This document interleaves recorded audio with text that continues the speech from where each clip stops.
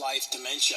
They want us to believe that no outside factor can be changed or altered that would alter our fate, that now we're being told is to inevitably get dementia or Alzheimer's, that that's just a part of life, which is a blatant, glaring lie.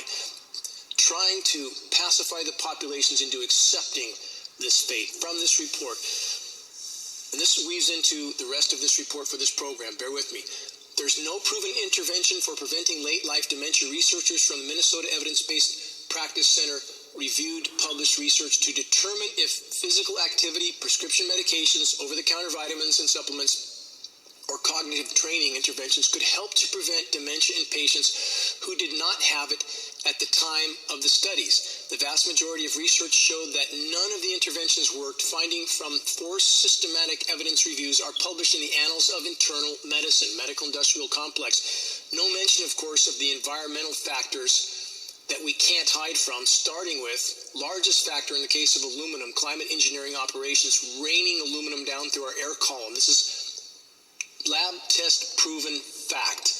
Massive amounts of aluminum now proven to be connected to dementia and Alzheimer's as the primary core causal factor, never mentioned in any of these studies, that basically are trying to convince the population that there's nothing you can do.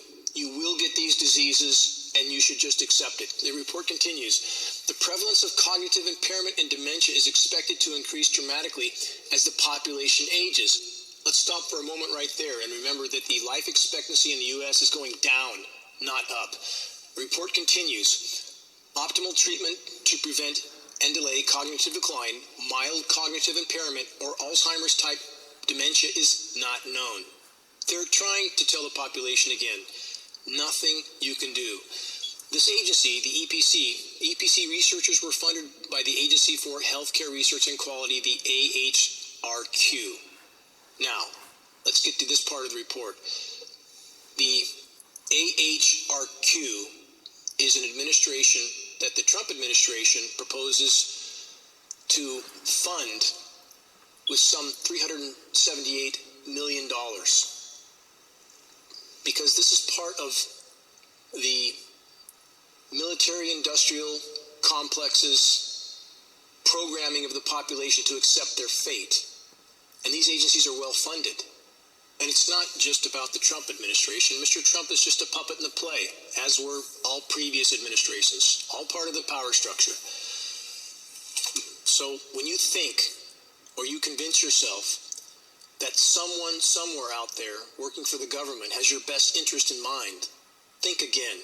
It couldn't be further from the truth. Let's continue on this theme of Alzheimer's. The Alzheimer's Society states in bold letters on the top of a page they have dedicated to cast doubt in public consciousness about the aluminum Alzheimer's dementia connection.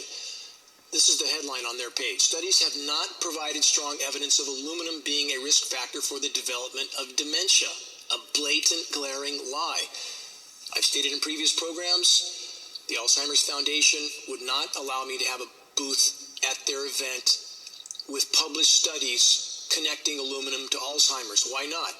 Because there's members of the aluminum industry sitting on the Alzheimer's Foundation board. Across the full spectrum, we have the foxes running the henhouse everywhere. Again, if you think these agencies or organizations like the Alzheimer's Foundation have your best interest in mind, think again. They're just part of the cover-up to make the population feel good, to feel like they're doing something to stop Alzheimer's, which couldn't be further from the truth. It's like putting a fire out by pouring gas on it. They're ignoring the core causal factors intentionally, not just ignoring, but covering up the core causal factors of these neurological epidemics that are sweeping.